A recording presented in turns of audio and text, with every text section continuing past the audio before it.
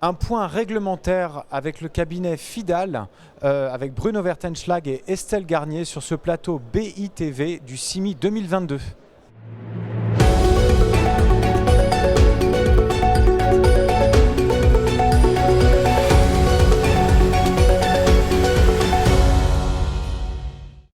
Bruno Vertenschlag et Estelle Garnier, bonjour.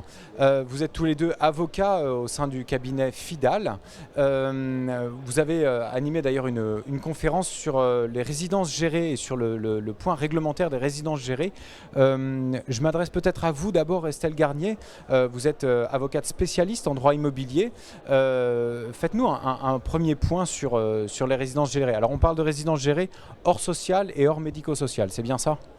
Oui, exactement. Donc l'objectif de la conférence était d'expliciter le régime applicable en la matière de la conception à l'utilisation. Non pas qu'il y ait d'actualité jurisprudentielle particulière en ce moment, mais la conception de ce type de résidence induit un certain nombre de contraintes qui nous a semblé important de pouvoir dérouler du début jusqu'à la fin pour obtenir un produit satisfaisant et qui puisse répondre aux attentes de ses propriétaires ou utilisateurs. Quelles sont ces contraintes, si on peut en citer quelques-unes d'ailleurs là-dessus ?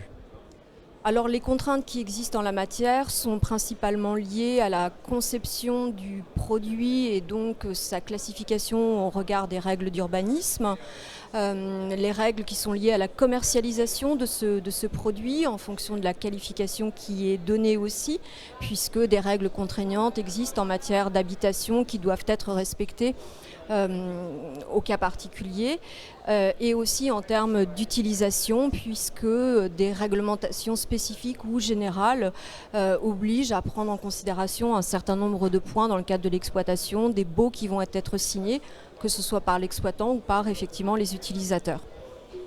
D'accord, donc finalement il y a quand même une certaine tension juridique, on va dire, sur la conception, dès la conception, pour essayer de planifier au mieux dès la conception pour une utilisation finale, donc bien penser en amont.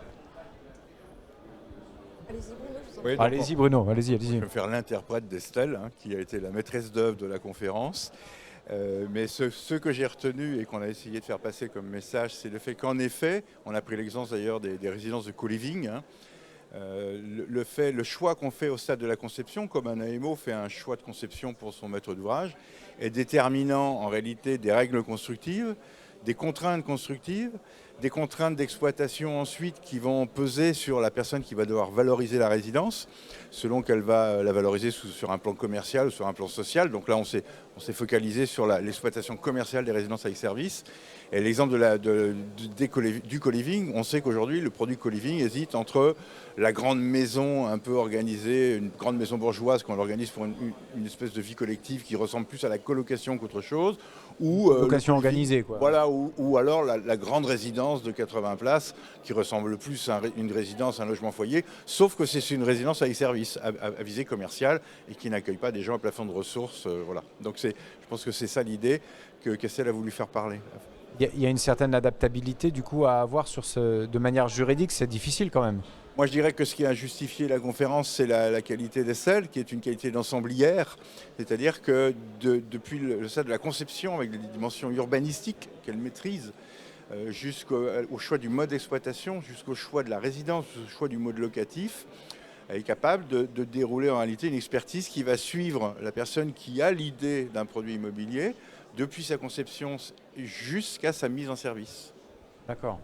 Bruno Vertenschlag et Estelle Garnier, merci pour ce témoignage et ce point réglementaire sur un produit qui est quand même assez à la mode en ce moment. Merci à vous.